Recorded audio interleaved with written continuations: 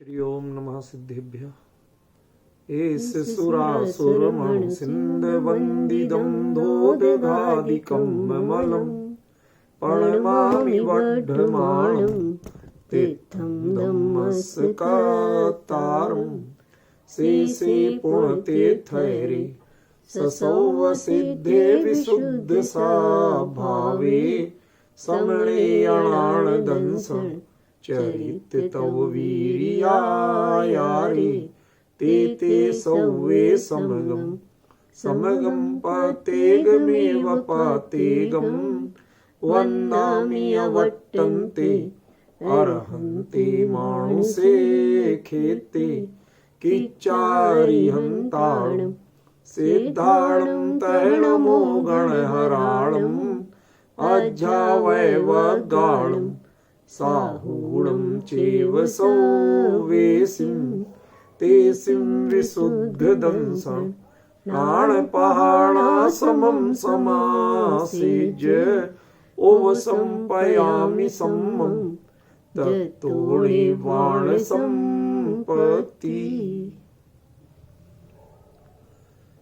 प्रवचन सार परमागम चरणानुयोग चूलिका महाधिकार गाथा 262 पृष्ठ 500।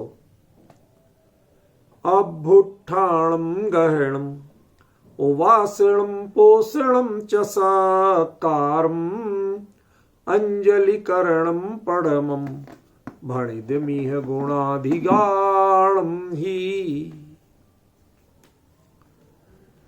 देखिए, इस गाथा में एक बहुत महत्वपूर्ण जो बात है जो अभी तक चर्चा में नहीं आई, वो ऐसी है, यदि आप गौर करें तो पकड़ में आएगी। वो क्या है कि इन सभी शब्दों को एक वचन में दिया गया। अभ्युत्थान हो, ग्रहण हो, उपासन हो, पोषण हो, सत्कार हो, अंजलिकरण हो और चाहे प्रणाम। संस्कृत की परंपरा में इनको प्रायः व्यक्ति बहुवचन में प्रयोग करता है। बारंबार अंजलिकरण करना, बारंबार प्रणाम करना, इस रूप से प्रयोग करता है। सत्कार भी बारंबार करना। लेकिन यहां आचार्य देव ने एक बार ही प्रयोग करने की बात की है। इसके पीछे जो रहस्य है वो भी आज स्पष्ट करूंगा, और साथ ही उस दिन सत्कार तक बात पहुंची थी पर वो भी पूरी नहीं हुई थी। सत्कार के बाद अंजलिकरण और प्रणाम की चर्चा बाकी थी कि ये क्रम क्यों रखा, वो चर्चा भी करूंगा। पहले एक वचन की बात लेते हैं। देखिए जरा, यदि आप विचार करें तो जो उग्र पुरुषार्थी जीव होते हैं उन्हें कोई काम बार बार बताना, सिखाना और कराने की जरूरत नहीं होती। उन्हें करना भी नहीं पड़ता। जब कुंद कुंद उसे दीक्षार्थी मान ही रहे हैं, उतना सुपात्र मान ही रहे हैं, तो वो जिन भावलिंगी संत से दीक्षा लेना चाहता है, उसके सन्निकट होना चाहता है, तो उससे इस रूप में, जिस रूप में वो अभी है, मतलब अविरत रूप में, उससे कमजोर भूमिका में, जो भी हो, अविरत हो, देशव्रत हो, जो भी हो, उस भूमिका में उसे पुनः पुनः अभ्युत्थान, ग्रहण, उपासन, पोषण, सत्कार, अंजलिकरण और प्रणाम करने की जरूरत क्यों पड़ेगी? कुछ मतलब समझ में आया? नहीं। अरे भले आदमी, जिसे जो दीक्षा लेनी है वो दीक्षा ले लेगा तो ये रूप ही नहीं रहेगा, और जो रूप ही नहीं रहेगा तो उसे दोबारा एक क्रिया करने की जरूरत क्यों पड़ेगी? आपको समझ में आ रहा है? स्लेट खाली, ब्लैंक। उपयोग एकाग्र करो तो सब समझ में आ जाए। बहुत क्लियर बोल रहा हूं मैं तो, पर उपयोग ही एकाग्र नहीं है तो समझ में नहीं आ पा रहा। समझे? दोबारा दीक्षा लेने की जरूरत नहीं पड़े, माने दीक्षा में कोई विलंब ही नहीं है। जिसके भाव इतने तत्पर हैं, समर्पित हैं, इसलिए इसमें हमेशा एक वचन का प्रयोग किया हर क्रिया के लिए। क्यों? जब आपको कल से इसके तारतम्य के भाव बताऊंगा तो आपको यह बात और क्लियर होगी कि जो अभ्युत्थान से ग्रहण, ग्रहण से उपासन, उपासन से पोषण, पोषण से सत्कार, सत्कार से अंजलिकरण और अंजलिकरण से प्रणाम की ओर जो बढ़ जाए, ये प्रक्रिया पूरी कर ले, उसके बाद वो भला क्यों घर लौटेगा, क्यों पुनः उसी भूमिका में आएगा। अभी ये सब कहने की बात है, जब कल ये चलेगा ना तो आपको ये क्लियर होगा। अभी तो सिर्फ संकेत मैं बता रहा हूं कि यही संकेत करने के लिए आचार्य देव ने इन सभी शब्दों के साथ एक वचन का प्रयोग किया। बस अभी तो इतना समझ लो, किसी को कोई कार्य बारंबार करना हो तो ये शब्द, ये क्रियाएं एक बार करने की नहीं है। जैसे अध्यापक कक्षा में आता है, छात्र रोज खड़े होते, रोज गुड मॉर्निंग सर करते हैं, रोज उसके बिठाने पे बैठते हैं, रोज उसके पूछने पे अटेंडेंस देते हैं। समझ गए? करते हैं कि नहीं? रोज उसके पढ़ाने पर पढ़ते हैं, रोज उसके होमवर्क देने पर होमवर्क करते हैं। तो ये प्रक्रिया है, तो लोग हम समझते हैं कि यावत जीवन जब तक पढ़ाई है कम से कम तब तक तो चल रही है। तो जब तक हम धर्मानुरागी हैं और जब तक हमें भावलिंगी संतों की विनय भक्ति है तब तक सारे जीवन चलेंगे। पर यहां बात किसी और की है। कुंद कुंद यहां सब कुछ सीख के वहीं बने रहने की बालों की चर्चा नहीं कर रहे। यहां तो जो एक बार अपनाया, एक बार किया और आगे बढ़ गए, रीयूज नहीं करना, लौट के वहां नहीं आना। इस भावना वालों की, जब इस भावना से समझोगे तो इनका मर्म जो कल बताने वाला वो समझ में आएगा। यदि इस भावना से नहीं समझोगे तो इनका मर्म समझ में नहीं आएगा। ये आपको दिमाग में बिठा के रखना है कि आचार्य देव ने यहां एक वचन कहा, प्रयोग किया, इसका मतलब ये काम दोबारा नहीं करना पड़ेंगे। क्यों? केवली का पादमूल मिला, चलो अब की बार आएंगे तब छायक सम्यक दर्शन ले लेंगे। कोई करेगा? नहीं, मैं एक पूछना चाहता हूं, आज दर्शन करके चले जाते हैं, दिव्य ध्वनि कल आके सुन लेंगे, कोई करेगा? क्यों? ये तो हमारे अपने परिचित हैं, शादी में आए, आज लिफाफा देके चले जाते हैं, खाना पीना कल आके खा लेंगे। करोगे? वो चीज उसी कंटिन्यूशन में पूरी होती, ख्याल में है ना? जब उतने भाव प्रवणता के साथ होती है तो उसमें वेटिंग नहीं होती है, कल पे नहीं टलता है। आज कल तो क्या है? कल युग है। हमारे इसको सचिन को कुछ भी कह दो, जी साहब कल कर देंगे, कभी आज की आज हानि भरता। कल युग ऐसा युग है जिसमें हर बात को कल पे टाल देते। आज की आज करने को तैयार ही नहीं कोई। अरे साहब विचार करेंगे, थोड़ा सोचेंगे, देखेंगे, फिर कल उत्तर देंगे। वो युग क्या था कि जहां पर व्यक्ति सामने देखा, वह भाव बने, क्रिया की और आगे बढ़ गए। कल पे कौन टाले? कल को कौन देखे? तिथि मुहूर्त कौन सुधवाए? क्यों? आप यदि सोचो कि जिन मुहूर्तों पे भगवान तीर्थंकरों ने दीक्षा ली, वो शायद को एक भी दीक्षा का अच्छा मुहूर्त नहीं। तुम्हारे जन्म पत्री और कर्म पत्री के हिसाब से, ज्योतिष शास्त्र के हिसाब से, लेकिन वो सभी अपने आप में अच्छे मुहूर्त हो गए। क्यों? अरे मुहूर्त क्या होता है? जहां मांगलिक अनुष्ठान कल्याणक घटित हो गए, उसके बाद इससे अच्छा मुहूर्त और क्या होगा?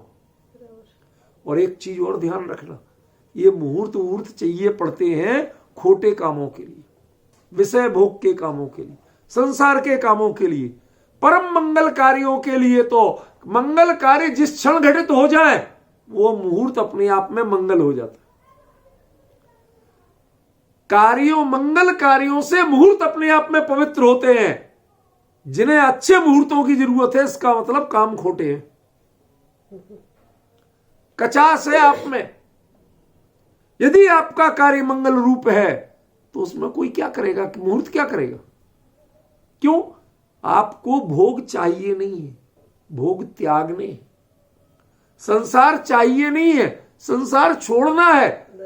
आप गलत मुहूर्त में यात्रा की, सारा सामान लुट गया, ले गए लोग, आप सोते रह गए कि यहां तो हम खुद ही छोड़ने आए। बता क्या करेगा तेरा मुहूर्त? जो खुद ही छोड़ने आया हो उसे मुहूर्त क्या करेगा? समझ में? जिनके परिणामों में कमजोरी है, हम आप कहें पंचणक के लिए मुहूर्त क्यों दिखाते? अरे भाई वही तो कह रहे, हम प्रतिमा को परमात्मा बनाना चाहते हैं। जिस दिन खुद परमात्मा बनने के रास्ते पे चलोगे उस दिन मुहूर्त नहीं लेना पड़ेगा। आप आयोजन के लिए मुहूर्त देखते हैं, लोग आए, लोग भीड़ इकट्ठी हो, कहीं पानी नहीं बरस जाए, टेंट नहीं बह जाए, आपको तो इसके लिए मुहूर्त चाहिए। परमात्मा बनने के लिए मुहूर्त कब चाहिए? परमात्मा बनने के लिए तो वैराग्य जगह अंदर में, साधना का भाव हो, पुरुषार्थ उपड़े, वही उससे अच्छा कोई मुहूर्त ही नहीं। ख्याल में है? इसलिए जितने मुहूर्त आप सुधवाते हो, ये सारे मुहूर्त आपकी कमजोरियों की निशानी है, आपकी शूरवीरता की निशानी नहीं। दूसरा पक्ष कहूं कि किसी पक्के ज्योतिषी के हिसाब से कहो कि जिस समय किसी ने दीक्षा ली, तो ज्योतिष शास्त्र में तो कोई वैरागी होता नहीं, वैरागियों के लिए ज्योतिष शास्त्र नहीं होता, नहीं है ऐसा। भाई जिसे कुछ पानी नहीं है संसार से, उसे ज्योतिष शास्त्र क्या करेगा? बाधाएं आएंगी तो क्या करेंगे? बनी रहे। यहां तो घोर उपसर्ग आते हैं, उनमें नहीं, वो उनकी साधना में सहायक बनते हैं, बाधक नहीं बनते। बड़े से जितने उपसर्गों का काल आएगा वो उनका कैवल्य काल में बदलता है। वो कितने साल से तपस्या कर रहे थे उसकी कीमत नहीं होती। कितनी बार बड़े बड़े चक्रवर्तियों ने आके वंदना की, उसकी कीमत नहीं होती है। किसी को कभी ऐसा लिखा मिला हो शांति भाई कि किसी मुनिराज को, तीर्थंकर मुनिराज ही हो, उनको कोई चक्रवर्ती वंदना करने आया और उन्हें केवल ज्ञान हो गया? कभी सुना? नहीं सुना। लेकिन जब जब उपसर्ग हुआ तो केवल ज्ञान हो गया, ये पक्का सुना।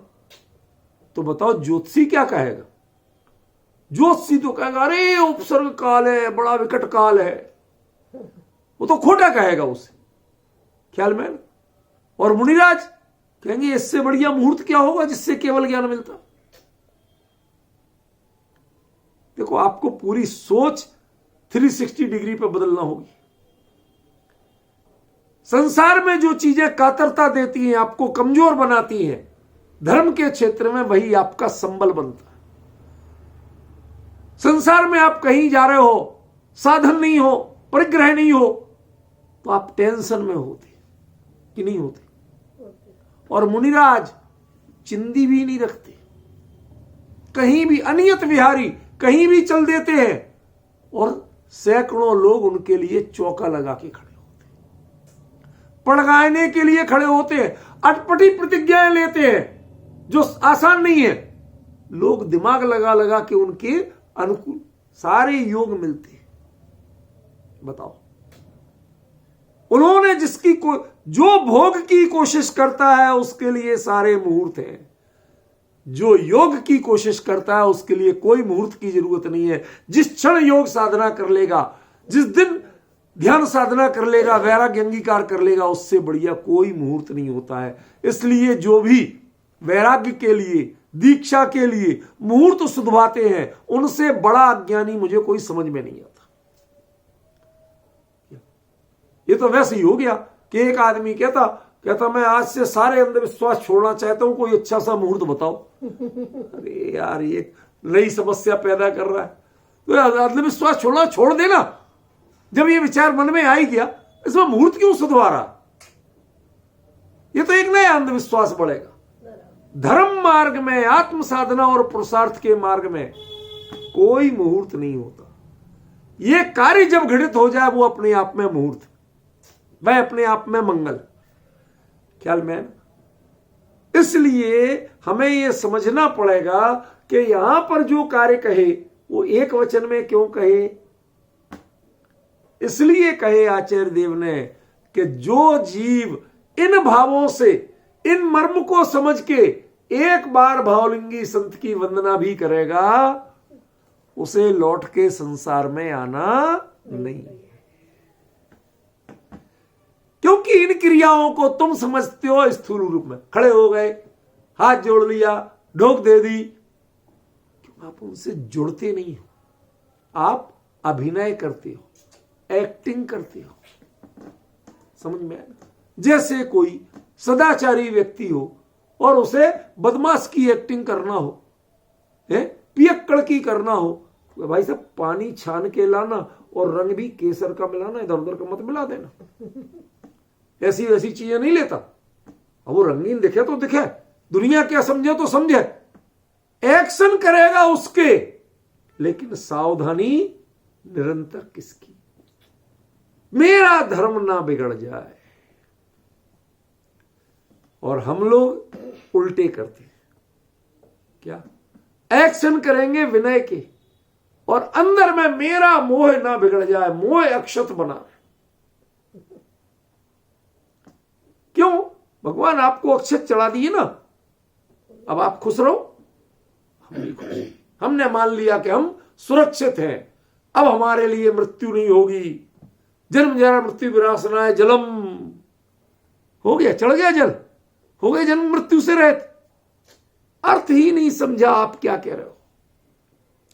एक बार जल चढ़ाना, इसका मतलब उस रास्ते पर बढ़ना जिस रास्ते पर जन्म जरा और मृत्यु नहीं होती। क्या आपने उस संकल्प को समझा? क्या उसको पहचाना? नहीं पहचाना तो ये नौटंकी बंद कर दो। नौटंकी माने जो इस भ्रम में हो कि हाँ मैंने जल चढ़ा दिया माने अब जन्म मृत्यु, अरे ऐसे नहीं होता भाई। ये जो लिखा है वो सही लिखा है, वो झूठा नहीं लिखा है, लेकिन वह सत्य होता है आपके संकल्प से। वो चम्मच भर पानी से सत्य नहीं होता है। आपके जन्म मरण का नाश चम्मच भर पानी चढ़ाने से नहीं होगा। वो तो प्रतीक है, आप कुछ ना कुछ ले। संकल्प कभी खाली हाथ नहीं लिया जाता। समझ में आया? संकल्प के लिए कुछ नहीं तो जल ही ले लिया।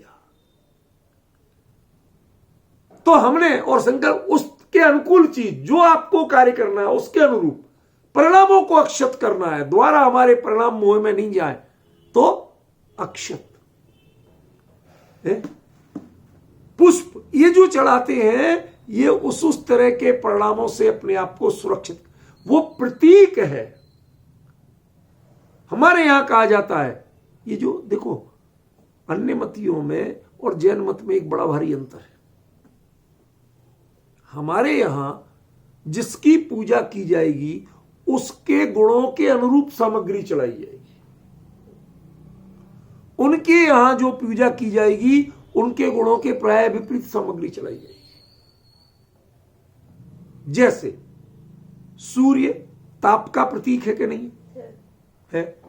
अब जल उसके अनुकूल है कि प्रतिकूल है? प्रतिकूल। भाई अग्नि को, ताप को बुझाने वाला जल होता है ना, उस सूर्य को जल चढ़ाते हैं। समझ रहे कि नहीं समझ रहे? हमारे यहां भगवान जन्म मरण से रहते, हम अक्षत चढ़ाते हैं। क्यों? चावल नहीं उग सकता है, धान उग सकती है। हम उसको भी, सामग्री को वो चुनेंगे जो जन्म मरण से रहते हैं। जैसे आप में गुण है उसके अनुसार हम, और ये चीज तो प्रतीक है, इसको लेके हम संकल्प कर रहे हैं, लेकिन कीमत संकल्प की है, कीमत वस्तु की नहीं। समझ में आया? एक बात बताओ, शादी के समय हल्दी लगती है, लगती कि नहीं लगती? तेल लगता है, चढ़ता है, चढ़ता कि नहीं चढ़ता? क्यों होते हैं दोनों? आपकी तो हुई ना, आपको तो पता होगा, बताओ। या कोई अकेला नहीं है? जितने बैठे दिख रहे सारे ऐसे ही दिख रहे हैं? कोई बता सकता है? देखो, आपको जो बात छिड़ी है उसी पर बोल रहा हूं मैं बताता हूं आपको। हल्दी चढ़ती है कि पहले तुम्हारे मन में जो कुछ भी वायरस घुसे हो, इन्फेक्शन आया हो, ना जाने किस किस के प्रति कब कब अनुराग जगा हो, वो प्रतीक है, वो प्रतीक है कि ये लग गई वो वायरस, बीमारी, इन्फेक्शन, इनको एंटी इन्फेक्शन है, एंटीबायोटिक है कि नहीं? वो प्रतीक रूप में लगती है कि देख बिटिया, ए बेटा, अब जो कुछ जीवन में तो बहुत कुछ होता है, अब आज के बाद बाकी सब इन्फेक्शन और वायरस खत्म। आपने क्या समझ लिया? गोरे करने के लिए लगाई जाती है, समझ में? फिर तेल क्यों चढ़ता है? तेल शब्द का एक दूसरा रूप है स्नेह। संस्कृत में, प्राकृत में स्नेह को तेल कहते हैं और तेल को स्नेह कहते हैं।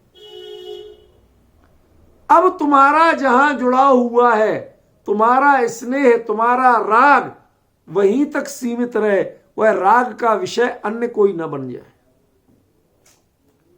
इसके लिए तेल चढ़ाते हैं। तुम्हारे चित्त पे और कोई ना चढ़ जाए, इसके लिए तेल चढ़ाते हैं। अब बताइए, क्रियाएं क्या हुई? जो क्रिया उसके अनुरूप पदार्थ का संकल्प लेके, पदार्थ लेके संकल्प किया जा रहा कि नहीं किया जा रहा? जब संसार में ये करते हो और आपने तेल चढ़ गया, हल्दी चढ़ गई, और हल्दी चढ़ने के बाद लड़की किसी को मैसेज कर रही हो, क्यों चलेगा? नहीं चलेगा। कहते हल्दी चढ़ी, कुछ नहीं चढ़ी, इसके चित्त पे ही नहीं चढ़ी। डिफरेंस समझ रहे? तेल चढ़ा और वो उसके प्रति नाक मुंह सिकोड़ रही हो, कह रहे कहां पापा आप भी इस चक्कर में पड़ गए, इसने ही नहीं बढ़ रहा उसके प्रति, तो आप उसे झूठा कहेंगे, बेकार है। हल्दी चढ़ना भी बेकार और तेल चढ़ना भी बेकार। प्रतिक्रिया नहीं आई, आपके परिणामों में परिवर्तन नहीं आया, तो भाई साहब यहां भी कहना चाहता हूं कि अभ्युत्थान, ग्रहण, इनके यदि परिणामों में इनके अनुरूप जब परिवर्तन आएगा तब तो उसकी सार्थकता है, और वो कुछ नहीं हो तो ऐसे ढोक तो जीवन भर दिए जाओ। ये कुंद कुंद उग्र पुरुषार्थी जीव थे, जो इसी भाव में मोक्ष क्यों नहीं होता है जानने के लिए विदेश क्षेत्र तक चले गए हैं। 7 समंदर लागने में जिनको क्षण नहीं लगा। 95 साल की उम्र में आज हम इस कमरे से उस कमरे जाने की हिम्मत नहीं करोगे शांति भाई जी। पहले तो उतनी उम्र पाए और पाली तो इस कमरे से उस कमरे में जाने की हिम्मत नहीं करोगे, बैठे बैठे मंगाओगे सब चीजें। आज के जीव ऐसी तो हो गए, सारे ही बिल्कुल निकम्मे। एक बार तो आना पड़ेगा, सोते हुए भारत को जगाना पड़ेगा, महावीर स्वामी एक बार तो आना पड़ेगा, उनको बुला रहे, तुम वहां जाने की तैयारी नहीं कर रहे। गलत कह रहा हूं? सारी हमारे उल्टे, अत्र अवतर, मैं नहीं जाऊं, समझिए सब कुछ गड़बड़ है। यहां पर कह रहे हैं कि एक बार जो ये क्रियाएं की भावपूर्वक, उसका मर्म समझ के जो किया, वो लौट के संसार में क्यों आएगा, और जो लौट के संसार में नहीं आएगा उसके लिए दोबारा ये क्रियाएं क्यों करना पड़ेगी। डिफरेंस समझिए। एक छोटा सा प्रयोग आचार्य ने किया, सबको एक वचन में डाल दिया, समझ गया। और इसका पीछे एक और उद्देश्य है। ये सब क्रियाएं अलग अलग भी हैं और एक भी है, एक दूसरे से जुड़ी हुई हैं, ऐसे जैसे सांकल जुड़ी हुई होती है। हर कड़ी अलग है, वो कड़ी दूसरे में जुड़ी नहीं है, लेकिन उसे निकाल के तुम फेंक नहीं सकते हो। समझ में आया? ऐसे ही ये क्रियाएं अपने आप में स्वतंत्र हैं, लेकिन स्वतंत्र होते हुए भी ऐसी अनुबद्ध है कि वो अभ्युत्थान के बिना ग्रहण नहीं होगा, ग्रहण के बिना उपासन नहीं होगा, उपासन के बिना पोषण नहीं होगा, पोषण के बिना सत्कार नहीं होगा। ख्याल में है? आज तो अपनी जो चर्चा मूल चलनी थी, सत्कार जब हो जाता है तो अंजलिकरण कैसे होता है। आप जानते हैं अंजलि किसे कहते हैं? जो बताया वो तो भूल जाओ, वो तो उस दिन की बात थी। आज जब बात पूछ रहा हूं तो नई मैटर है, पुराना नहीं, रिपीटेशन नहीं करते। अंजलि किसे कहते हैं?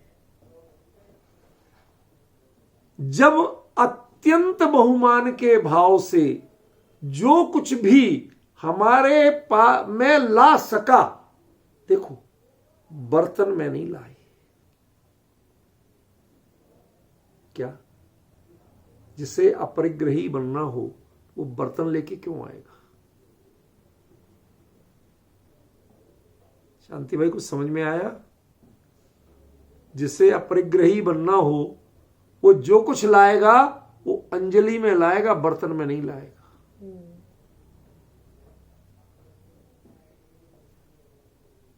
जो कुछ मेरे पास है ये और समर्पित करने के लिए अंजलि में लाया जाता है। भारत की परंपरा में मांगने के लिए अंजलि नहीं होती है, मांगने के लिए हाथ कहते हैं, कटोरा कहते हैं। अंजलि आज तक मांगने के लिए नहीं कही। एक अंजलिकरण दीक्षा के बाद होता है, एक अंजलिकरण दीक्षा के पहले होता है। दीक्षा के पहले जो अंजलिकरण होता है वह अपना सर्वस्व समर्पण के लिए होता है, और दीक्षा के बाद मुनिराज जब हाथ लेके ऐसे अंजलि बांधते खड़े होते हैं, उस समय कहते हैं, मन में भावना होती है इस पर करुणा है, इसको कुछ दे देते हैं और मैं निवृत्त, ताकि ये मुझे डिस्टर्ब नहीं कर पाए।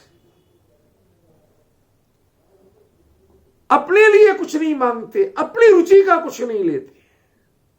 सारे ध्यान किस पे रहता है, सारा फोकस किस पे रहता है? इसके अनुकूल क्या रहेगा, मेरे अनुकूल तो धर्म रहेगा, धर्म विरुद्ध कुछ हो ना जाए उसका तो विकल्प ही नहीं। फिर रूखा सूखा सीमित क्यों, ज्यादा जाए तो इसको तकलीफ होगी। ये अनुकूल बना रहे तो मेरा धर्म ध्यान निर्विघ्न रहेगा। यदि ये प्रतिकूल आचरण कर गया, जो अपनी चाहत अपनी इच्छा के अनुसार कुछ नहीं कर। आज हमारी बीमारी का जड़ क्या है, कारण क्या है? हम अपनी इच्छा और स्वाद के अनुसार लेते। यदि शरीर के अनुसार लें, इसकी सुने, तो आपको तकलीफ नहीं होगी, प्रमाद नहीं आएगा, बीमारियां नहीं होंगी। दो कारण, एक प्रमाद नहीं आएगा, दूसरा बीमारी नहीं होगी। प्रमाद और बीमारी का सबसे बड़ा कारण है शरीर की स्थिति का विचार नहीं करना। वो नहीं चाहता लेकिन आप घड़ी देख के खाते, वो नहीं चाहता लेकिन आप स्वाद देख के खाते, चटकारे चाहिए आपको है? रोज नए नए स्वाद आते हैं, कभी पकोड़े के आते हैं, कभी इसके आते हैं, कभी उसके आते हैं, कभी हलवे के आते हैं। ये स्वाद शरीर नहीं मांगता है, उसको तो कष्ट होता है पचाने में, उसके लिए तो जितना हल्का दो, सीमित दो, उतना ही वो प्रसन्न रहता है। ना डकार आएगी, ना गैस बनेगी, ना बेचैनी होगी, कुछ नहीं होगा उसे। ख्याल में? जो सादा घिया की सब्जी हो, सिंपल सादा बनी हुई उबली हुई घिया हो, सादा फुल्का हो, कुछ कष्ट नहीं हो।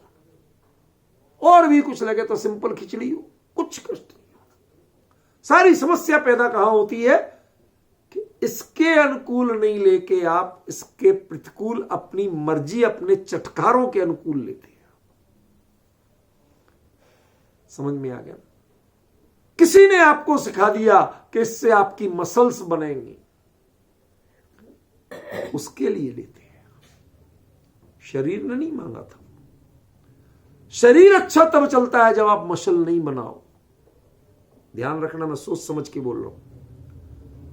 ये मसल बना, जितनी मसल्स बना लोगे, जितना मांस इकट्ठा हो जाएगा, एक उम्र तक 2-4 साल का समय होता है, 5 साल का, जब तक ये मसल्स रहते हैं, उसके बाद ही आप पर बोझ बन जाते। समझ गए? यही आपसे नहीं उठेंगे, अपना बोझ नहीं उठेगा देह का। इसलिए जितने सिंपल सात्विक रहो वह अच्छा है। मुनिराज अंजलिकरण करते हैं आपको ये सिखाने के लिए कि भैया इस अंजलि में एक बार अंजलि बांध के दिया था, भर के दिया था, त्याग किया था, सब कुछ समर्पित किया था, वो त्याग करने के बाद अब उतना लेना कि जिसमें पड़ोसी का काम चल जाए और ये मुझे डिस्टर्ब नहीं कर पाए। आपको एक घटनाक्रम सुनाता हूं। राजा श्रेणिक का पुत्र था अभय कुमार भी, कुणिक भी था, अभय कुमार भी था। अभय कुमार बड़ा था, श्रेणिक उसे बहुत चाहता था। उसने मंत्री बनाने का निर्णय किया या और राज्य का उत्तराधिकारी बनाने का निर्णय किया। तो अब ऐसे कहता तो लड़ाई झगड़े राजवंशों में होना आम बात थी, तलवारें खींचना आम बात थी। तो उसने एक प्रयोग किया, परीक्षा की। वो परीक्षा क्या थी शांति भाई जी? परीक्षा ये थी कि सब बच्चों को अलग अलग दूरी पर भोजन करने बिठा दिया, थाली परोस दी बढ़िया, और भूखे कुत्ते छोड़ दिए उनके ऊपर। अब वो कुत्ते झपटे, सब भोजन छोड़ के भाग गए। समझ गए? अभय कुमार वो आराम से इधर से थोड़ा तोड़ के उधर फेंका, उधर फेंका, वो उधर खा रहे, ये इधर खा रहे, वो बैठा रहा, वो उसके सामने दुम हिला रहे, जिसने डाला वो उसके सामने दुम हिला रहे, और ये अपना आराम से काम कर रहा। मुनिराज करते क्या है, इसके सामने थोड़ा सा डाल देते हैं, ये भी उनकी सेवा करता है, अनुकूल प्रणमन करता है, और वो अपना ज्ञानानंद का भोजन करते रहते हैं, अपना ज्ञानानंद रसामृत का पान करते रहते हैं। ये समझदारी है। इसलिए अंजलिकरण का मर्म समझिए।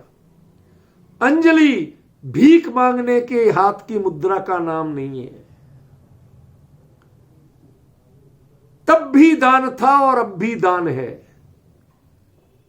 जब आपने गृहस्थ अवस्था में अंजलि से समर्पित किया, मतलब मेरे पास जितना आ सका सो दे दिया, इसके पीछे का जो छूट गया वो छूट गया, वहां लौट के मैं जाने वाला ही नहीं हूं। बर्तन लाऊंगा तो घर रखने जाना पड़ेगा, ख्याल में। इसलिए अंजलिकरण होता है। और बाद में यदि अंजलिकरण करते हैं मुनिराज, तब भी दान ही देते हैं, दान लेते नहीं है। ध्यान रखना, वो स्वयं के लिए नहीं लेते हैं, उससे उनका अपना पोषण नहीं होता है, स्वाद का पोषण नहीं लेते हैं। ले तप बढ़ावन हेत नहीं तन पोषते तजी रस। क्या गजब है, ख्याल में। वो भी अंजलिकरण दान के लिए है, यह भी अंजलिकरण दान के लिए। कभी अंजलिकरण ग्रहण के लिए नहीं होता। तो उस भक्त ने, जिसने सत्कार पाया हो और दिया हो, सत्कार की चर्चा बेसिक की थी, जिसने सत्कार पाया हो और दिया हो, वह अब जब सुपात्र सामने है तो वह अंजलिकरण वास्तव में इस मुद्रा का नाम है। जितना झुकता जाता है उतनी अंजलि खाली होती जाती है। नहीं आया समझ में? जैसे ये भरी, ये मुद्रा सिर्फ वंदना मुद्रा में काम आती है।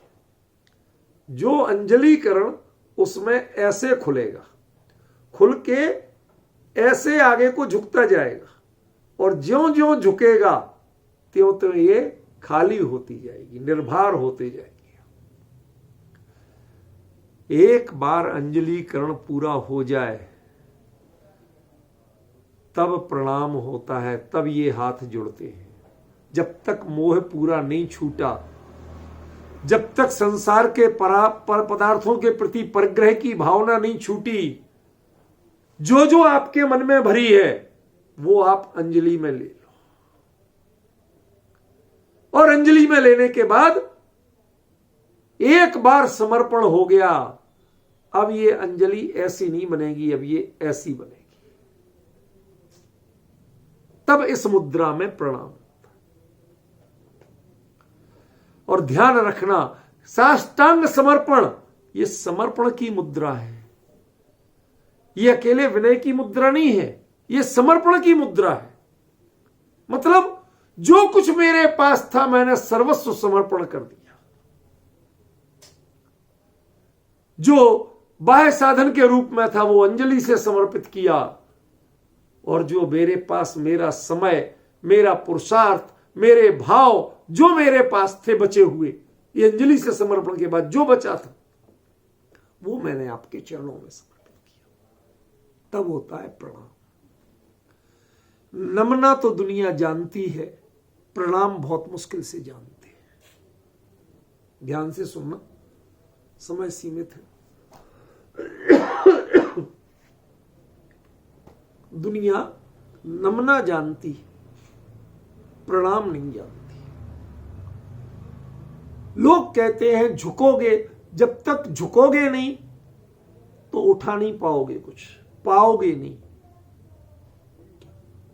माता पिता के सामने नई बहू आती है, रिश्तेदारों के सामने जिसके चरणों में झुकती है, हर कोई जिसको जितनी हिम्मत है, पुराने जमाने में होता था सोने के कोई ना कोई आइटम देते थे, समझ में आया। और किसी ने नहीं दिया तो वो उसके बिछुआ उतार लेती थी, चतुर होती थी। भाई झुके हैं तो कुछ ना कुछ तो लेंगे। जब तक बदले में लेने की भावना है तब तक नमन है, प्रणाम नहीं।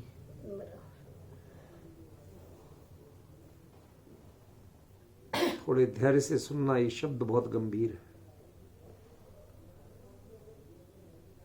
आपको परभव में जिन धर्म चाहिए कि नहीं चाहिए?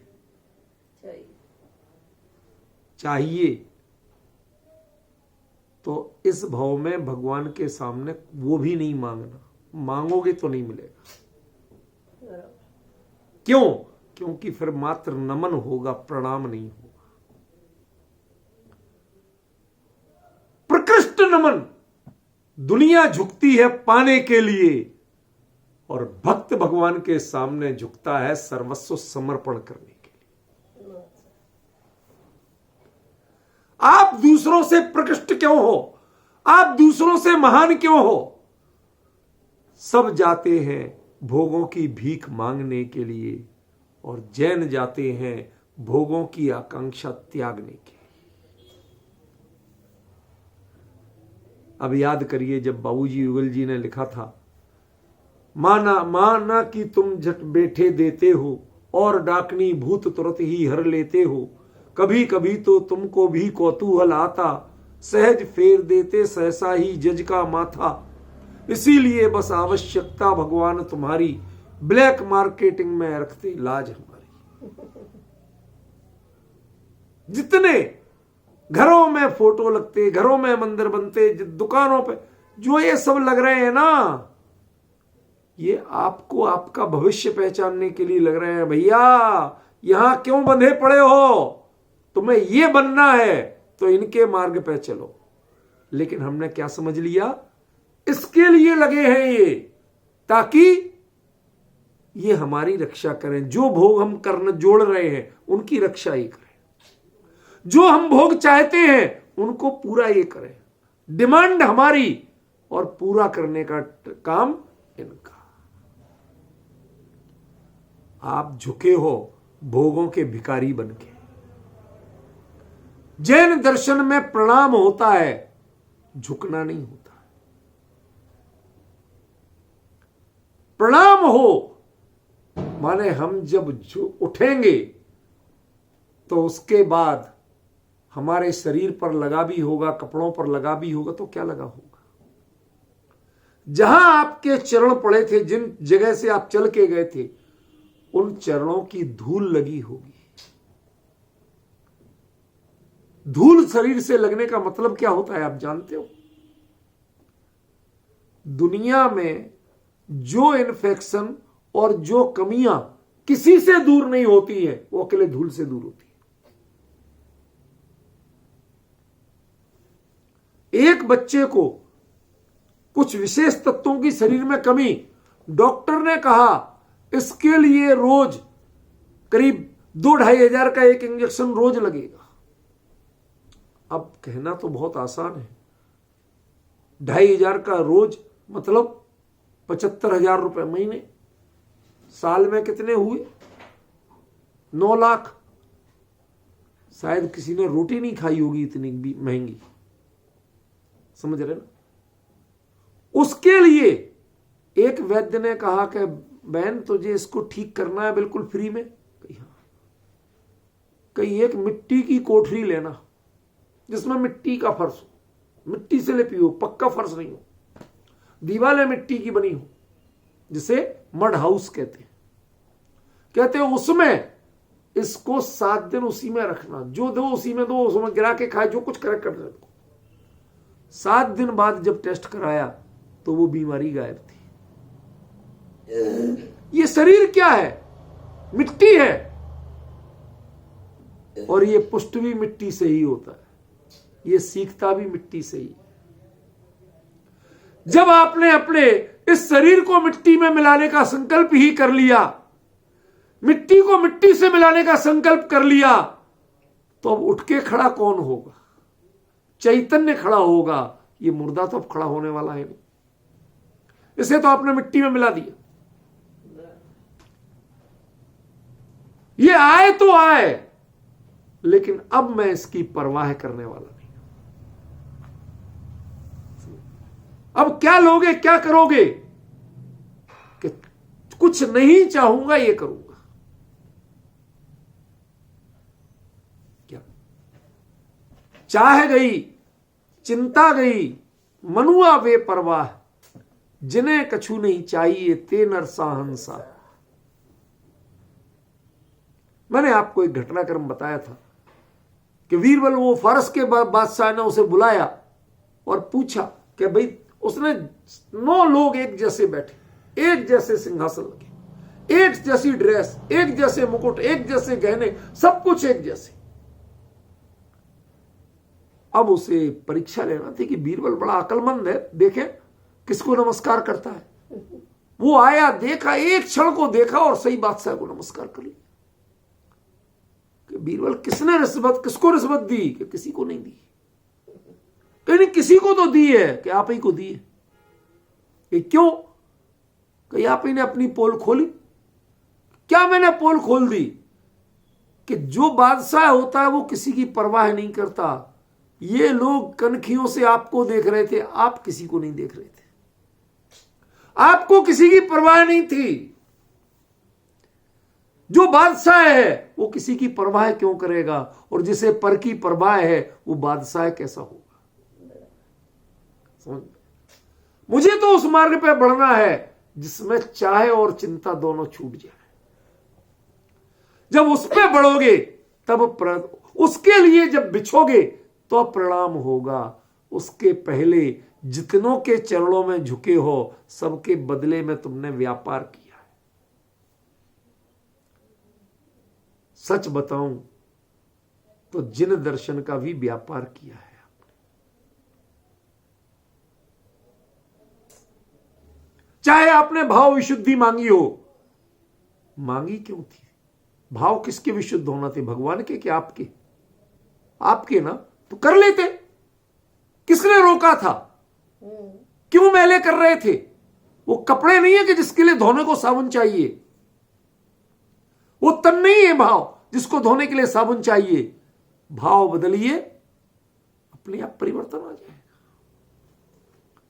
आपका जीवन बदल जाएगा। लेकिन आपको भाव बदलने के लिए भगवान चाहिए, ये आपकी कमजोरी का प्रतीक है। इसका मतलब आप बिजनेस कर रहे हो। लेकिन भावलिंगी मुनिराज के सामने जब भाव बदलते हैं तो भाव बदलने के लिए होते हैं। फिर उनके सामने दिखावे का नमस्कार नहीं होता है, फिर तो प्रणाम होता है। एक बार झुके, उसके बाद दोबारा झुकना नहीं पड़े। ध्यान रखना, भावलिंगी मुनिराज कभी साष्टांग प्रणाम नहीं करते। मुनि दीक्षा के बाद कभी साष्टांग प्रणाम नहीं है। वो हमेशा पंचांग नमस्कार करेंगे, लेकिन गवासन में, अंगोपांग सिकोड़ के, कभी लेट के प्रणाम नहीं करेंगे।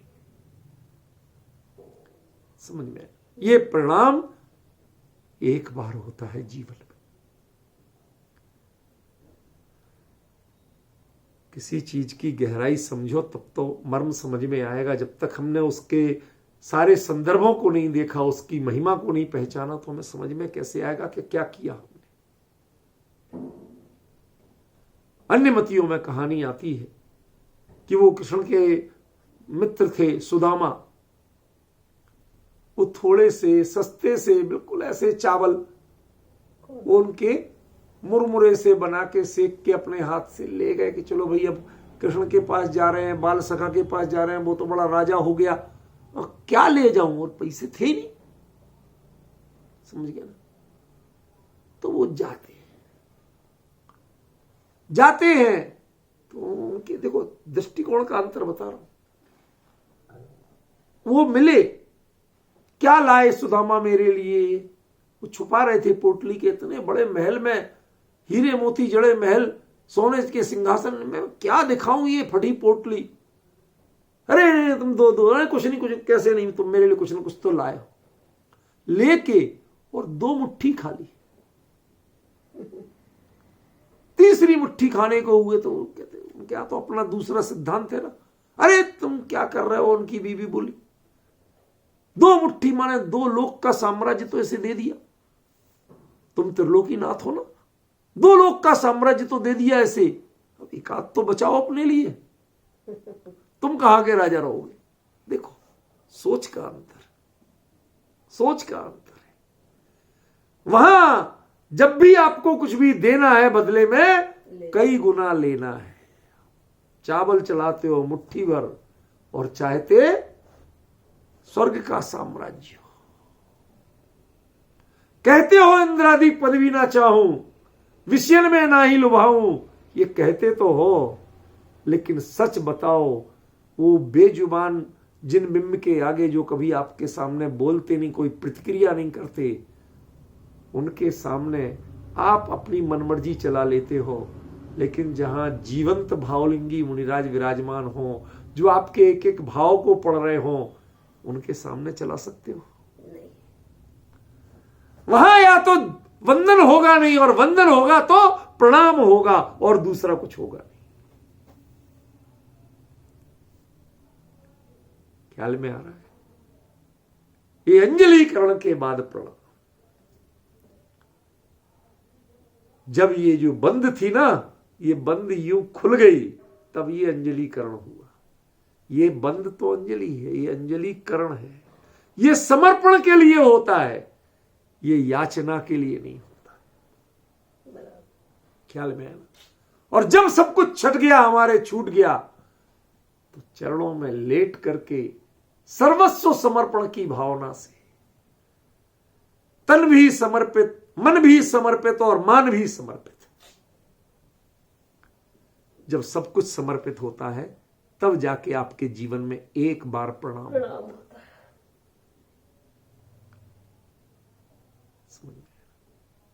अपने से जो गुणों में श्रेष्ठ हैं, उनके लिए भगवान ने कहा है कि उनके लिए प्रणाम किया जाता है, उनके लिए नमस्कार नहीं किया जाता।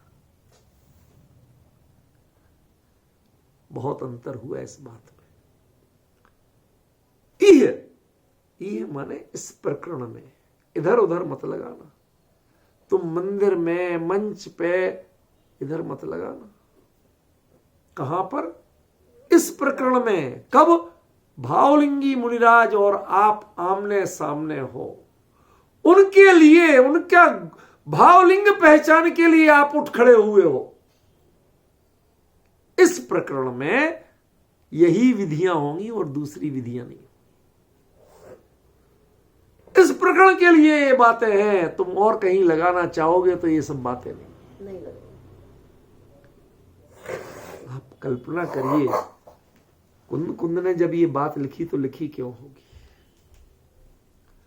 वो चौथे काल की साक्षात विधियां देख के आए, कैसे जीव बदल रहे एक क्षण में, दर्शन करते करते कैसे परिणाम हो रहे, भावलिंग को पहचानते पहचानते कैसे परिणाम हो रहे, और जो भावलिंग को पहचानना जानता है वह क्या संसार में अटकने वाला जानेगा भावलिंग को?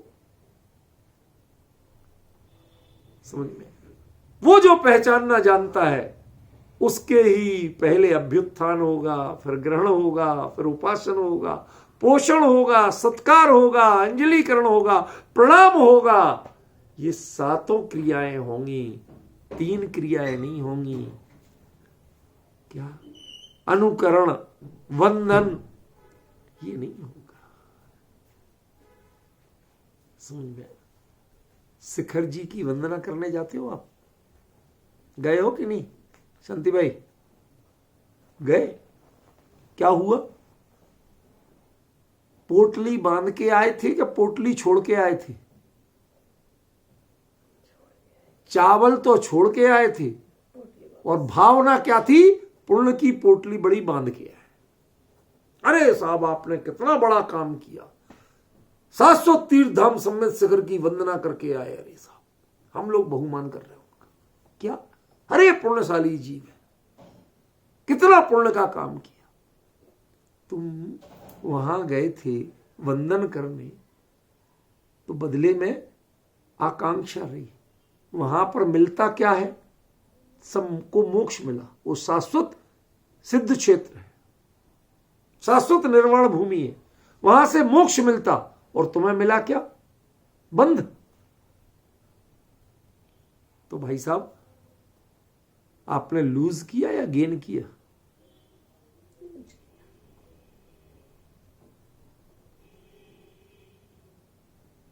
सोच के बोलना जरा। जिस जगह जाके मुक्ति मिलती हो, उस जगह जाके तुम्हें बंध मिला है, और आप कहते हो आपकी यात्रा सफल रही। क्यों? आप वंदन करने गए थे, आपने प्रणाम नहीं किया था। यदि प्रणाम किया होता तो आपकी यात्रा निष्फल नहीं होती। किनके पास गए, क्यों गए, ये विचार करने को आप तैयार नहीं हो। बाबूजी ने लिखा अपनी कविता में, शिखर जी वाली में, अरे ओ शिखर समेद अचल, कण कण तेरा कितना पावन, कितना निर्मलतम। एक एक कण से कितने कितने मुनिराज मोक्ष गए, कितने कितने तीर्थंकर मोक्ष गए। वो संवेदनाएं तो तुम्हें नहीं जगी, तुम्हें मुक्ति का भाव नहीं जगा, तुम्हें बंध की याचना जगी। अरे पुण्य भी हो तो बंध ही तो है, मुक्ति कहां है? बोझ है वो तुम्हें संसार से तारने वाला नहीं है, डुबोने वाला। ख्याल में आया? क्या स्थिति है। आचार्य ने शब्दों का चयन क्या किया। ये शब्द आपको बताते हैं कि आपको मोक्ष मार्ग पे आगे बढ़ना है, लौट के घर नहीं आना है संसार। यही का मतलब है वो परिणाम, जिन परिणामों जो वैराग्य से भरे हुए हों, भावलिंग को पहचानते हो और भावलिंग को अपनाने के लिए तैयार हो। यही का मतलब है ये वो प्रकरण है। ये उन भोगियों का प्रकरण नहीं है, याचना करने वालों का प्रकरण नहीं है, जिन्हें भोगों की भीख चाहिए उनका प्रकरण नहीं। ख्याल में? और साथ में आप देख लो लास्ट शब्द, गुणाधिगाणम, जो गुण से अधिक है। क्यों भैया? अधिक और कम, इसका हिसाब किताब कब होता है कि दोनों के पास कुछ हो, तब तो कौन ज्यादा पैसे वाला, कौन कम पैसे वाला। जो मुफलिस हो, मुफलिस समझते हो, जिसे कुछ नहीं, उससे कोई तुलना करता है? लोग हमसे बोलते अक्सर, चलो भाई आज के मुनिराज जैसे भी हैं, जो भी हैं, हमसे तो अच्छे ही। हमने कि तुम कौन हो भाई साहब? तुम कितने अच्छे हो? तुम अपनी भूमिका में श्रावक हो। यदि तुम श्रावक ही नहीं हो, उसके गुण नहीं पालते, उसकी गरिमा नहीं पालते, तो तुमसे तुलना क्या होगी? और वो उनकी मुनि की तुलना मुनि से होगी कि श्रावक से होगी? समझ में? पहले मुनि बनो, फिर बताना हमसे अच्छे हैं कि नहीं। वो तो तुम बने नहीं, तो तुमसे तुलना क्या है। यहां पर कहा गुणाधिगाणम, मतलब जो वंदन कर रहा है आपका गुण क्या है, आप भावलिंग को पहचानते हो, और वो उनके अधिक गुण क्या है कि वो स्वयं भावलिंग को अपनाए हुए, आत्मसात किए हुए। दोनों में गुण है, एक में नॉलेज का और एक में प्रैक्टिकल का। नॉलेज वाला प्रैक्टिकल वाले के पास झुक रहा है। क्यों झुक रहा है, क्यों? मैंने तो आज तक इसकी परिभाषा रटी है, प्रयोग करना तो तुम्हें आता है, हमें तो आता ही नहीं, हमें तो प्रयोग सीखना, इसलिए झुक रहे। ख्याल में हमने परिभाषा तो रटी है, भावलिंग किसे कहते हैं इसे तो जाना, लेकिन जीवन में धारण नहीं किया कभी। आपको देख के मेरे जीवन में वह अभ्यास करना है कि भावलिंग कैसे जीवन में प्रकट होता है। इसलिए गुण से अधिक होने के लिए आपको गुणवान बनना पड़ेगा। आप जीरो बन के गुणाधिक की वंदना नहीं कर सकते। अपने से अधिक गुण वाले की विनय कब होगी कि जब पहले आपको भी गुण वाला बनना पड़ेगा। कम और अधिक की परिभाषा तभी शुरू होती है कि जब दो हों। यदि आप शून्य हो तो आपसे तुलना नहीं हो। ख्याल में आया? वो गुण क्या है, कौन सा आपका गुण है और कौन सा उनका गुण है, कि भावलिंग को पहचानने की सामर्थ्य हमें प्रकट हुई, ये हमारा गुण है। और आपने भावलिंग को चरितार्थ करके दिखाया, ये आपका गुण है। जिसे जिसकी प्यास थी वो उसकी फैक्ट्री, उसके अथाह खजाने के पास पहुंचा तो झुके गई, खड़ा थोड़ी रहेगा। जिसे प्यास होगी और सामने समुद्र लहरा रहा होगा, क्षीर सागर, तो झुक के ही मिलेगा पानी। ख्याल में ये हमें सीखना पड़ेगा। आज यहीं तक रखते हैं, बाकी चर्चा